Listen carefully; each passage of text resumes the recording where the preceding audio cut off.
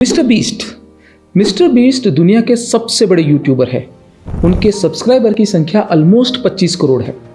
लेकिन उनको एक बीमारी भी है, क्रोन्स डिजीज़। क्रोन्स डिजीज़ बहुत ही डिबिलिटेटिंग बीमारी है, मतलब बहुत तकलीफ़ें होती हैं।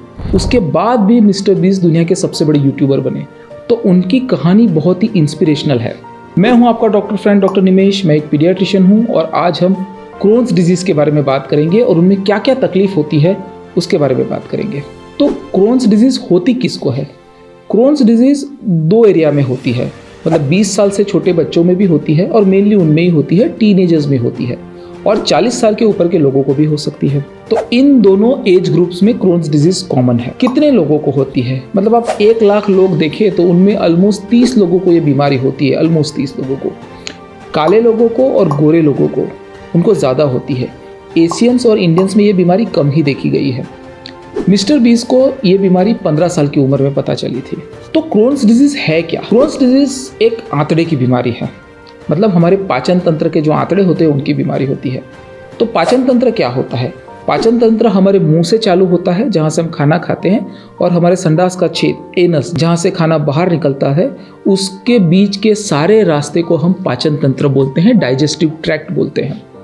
तो सबसे पहले मुंह होता है, फिर उसके बाद अन्न नली होती है जिसे इसोफेगस बोलते हैं, उसके बाद स्टमक होता है, फिर ड्यूडेनम होता है, फिर जेजुनम होता है, फिर इलियम होता है, फिर कोलोन होता है, फिर रेक्टम होता है, और सबसे आखिर में होता है एनस। तो क्रोन्स डिजीज़ यहाँ मुंह से लेके एनस तक के हमारा जो डाइजेस्टिव ट्रैक है उस बीच में कहीं पर भी हो सकता है। पर यह है क्या? Crohn's disease idiopathic chronic inflammatory bowel disease है। इसका मतलब क्या है? इडियोपैथिक का मतलब है कि जिसका कारण हमको नहीं पता कि ये क्यों होती है। कहा जाता है कि ये ऑटोइम्यून डिजीज़ है, पर इस पर अभी भी डिबेट है। क्रोनिक का क्या मतलब है? मैं पूरा जो है idiopathic chronic inflammatory bowel disease, क्या नाम है, उसको अलग अलग करके आपको मतलब समझा रहा हूँ। तो क्रोनिक का मतलब होता है जो लंबे टाइम तक चलती है, वो चली नहीं जाती 5-10 दिन में। और इन्फ्लेमेटरी बाउल डिजीज़ का मतलब है जो मैंने आपको डाइजेस्टिव ट्रैक बताया अभी मुंह से एनस तक का, उसके बीच में जो सूजन होता है, जो इन्फेक्शन होता है, वो कहा जाता है। तो सीधी भाषा में वो आंतड़े की सूजन की बीमारी है। अब उसमें क्लिनिकल फीचर्स क्या होते हैं, मतलब लोगों को तकलीफ क्या होती है? मिस्टर बीस्ट को जब ये बीमारी हुई थी 15 साल की उम्र में, तब उन्होंने एक इंटरव्यू में कहा था कि उनका ऑलमोस्ट 40 पाउंड, मतलब 20 केजी जितना वेट कम हो गया था, क्योंकि उनको 10 बार दिन में संडास जाना पड़ता था। तो क्लिनिकल फीचर्स हमारे आंतड़े का कौन सा हिस्सा इन्वॉल्व हुआ है, कहाँ पे सूजन हुआ है, उसके हिसाब में उसमें तकलीफ दिखती है। क्योंकि आंतड़ा इन्वॉल्व हुआ है तो वॉमिटिंग हो सकती है, पेट दर्द हो सकता है, डायरिया हो सकता है, ठीक है, डायरिया में थोड़ा खून आ सकता है, और आंतड़े की तकलीफ है तो खुराक के पचन में भी तकलीफ होती है। तो माल एब्जॉर्प्शन होता है, खाना ठीक से पचता नहीं, तो उसकी वजह से आपको वीकनेस हो सकती है, आपके बोन्स कमज़ोर हो जाते हैं, आपको आसानी से थकान आ जाती है, कमज़ोरी लगती है, खून की कमी हो जाती है, क्योंकि खून के बनने के लिए जो विटामिन और आयरन चाहिए वो आंतड़े की सूजन की वजह से अच्छे से पचते नहीं हैं। तो ये आंतड़े की सूजन की वजह से जो तकलीफ होती है उसी हिसाब से पेशेंट में तकलीफ़ें दिखती हैं। जिनको बहुत टाइम से क्रोन्स डिजीज़ है, मतलब 5-10 साल से क्रोन डिजीज़ है, उनके आंतड़े में स्ट्रिक्चर हो सकता है, आंतड़ा संकड़ा हो सकता है, आंतड़े में परफोरेशन हो सकता है, छेद हो सकता है, फिस्चुला हो सकता है। तो ये क्लिनिकल फीचर्स हैं क्रोन्स डिजीज़ के। डायग्नोसिस कैसे होती है, मतलब किसी पेशेंट को क्रोन्स डिजीज़ है ये पता कैसे चलता है? किसी भी बीमारी में डायग्नोसिस के 2 तरीके होते हैं। सबसे पहला तो होता है क्लिनिकल फीचर्स, मतलब कि उसको जो तकलीफ़ें होती है उसको देखकर जानकर डॉक्टर ये पता लगा सकता है कि पेशेंट को क्या बीमारी है। और दूसरा कि जब क्लिनिकल फीचर से अंदेशा होता है कि ये बीमारी है तो हम लेबोरेटरी टेस्ट करके हमारे डायग्नोसिस को कंफर्म करते हैं, हम पता लगाते हैं कि बस यही बीमारी है। तो क्रोन्स डिजीज़ में क्या करना होता है? क्रोन्स डिजीज़ में एक तो आंतड़े की तकलीफ है तो आंतड़े के रिपोर्ट्स कराने पड़ेंगे। स्कोपी कर सकते हैं, मतलब कैमरा डाल के देख सकते हैं, ऊपर से स्कोपी कर सकते हैं, नीचे से छेद से स्कोपी कर सकते हैं, जिसे कोलोनोस्कोपी कहते हैं। तो स्कोपी करके हमको सूजन दिखता है, आंतड़े में जो लीजन्स दिखते हैं, तकलीफ़ें दिखती है, उससे पता चलता है कि क्रोन्स डिजीज़ है। और इस बीमारी की खास बात यह है कि जब स्कोपी करते हैं तो स्कीप लीजन्स होते हैं।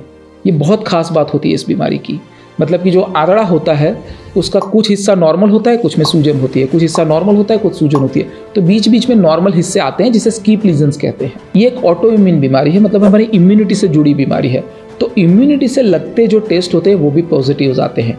एएनएटोस पॉजिटिव आता है, ईएसआर पॉजिटिव आता है, ये भी पॉजिटिव आ सकते हैं। आंतड़े की बायोप्सी भी कर सकते हैं, कोलोन बायोप्सी भी कर सकते हैं। अब ट्रीटमेंट क्या है इस बीमारी की? ये बहुत डिप्रेसिंग है कि इस बीमारी की कोई ट्रीटमेंट नहीं है, दवाई से भी नहीं और सर्जरी से भी नहीं।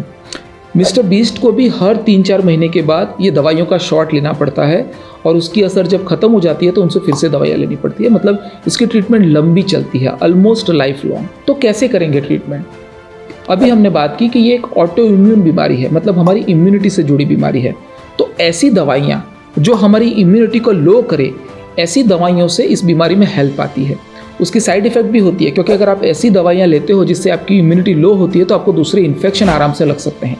लेकिन इस बीमारी में ऐसी दवाइयाँ देनी पड़ती हैं। स्टीरॉयड दे सकते हैं, इम्यूनोमॉड्यूलेटर्स दे सकते हैं। दूसरा, न्यूट्रिशन थेरापी देनी पड़ती है। न्यूट्रिशन थेरापी इसलिए क्योंकि हमने जाना कि इस बीमारी में आंतड़े की तकलीफ होने की वजह से आंतड़े में खाना अच्छे से पचता नहीं है, तो न्यूट्रिशन हमको ऊपर से देने पड़ते हैं। तीसरा, एक सर्जरी होता है। सर्जरी बहुत रेयरली की जाती है, क्योंकि जब कॉम्प्लिकेशन होता है इस बीमारी का, जैसे हमने आगे जाना था कि आंतड़े में परफोरेशन हो सकता है, छेद हो सकता है, आंतड़े में स्ट्रिक्चर हो सकता है, उसका ल्यूमन कम हो सकता है, फिस्चुला हो सकता है, तो वैसे मामलों में सर्जरी करनी पड़ती है। और सबसे आखिरी होता है साइकोलॉजिकल सपोर्ट। आपको अगर कोई ऐसी बीमारी है जिसका कोई इलाज नहीं है, जिसके रिलैप्स होते रहते हैं, मतलब कि थोड़े दिन आप अच्छे रहते हो, वापस वो बीमारी आ जाती है, तो आदमी साइकोलॉजिकली भी डिस्टर्ब हो जाता है, तो उनको साइकोलॉजिकल सपोर्ट की भी ज़रूरत पड़ती है। तो ये 4 पार्ट में हम ट्रीटमेंट को बांट सकते हैं। मैं हूं आपका डॉक्टर फ्रेंड डॉक्टर निमेश। अगर आपको वीडियो अच्छा लगा है तो वीडियो को लाइक कीजिए, चैनल को सब्सक्राइब कीजिए। अगर मिस्टर बीस्ट इतनी ख़राब बीमारी होने के बाद भी इतने सक्सेसफुल हो सकते हैं तो आप भी हो सकते हैं। आप कुछ पूछना चाहते हो, कुछ जानना चाहते हो तो इस वीडियो के नीचे यही कमेंट करें।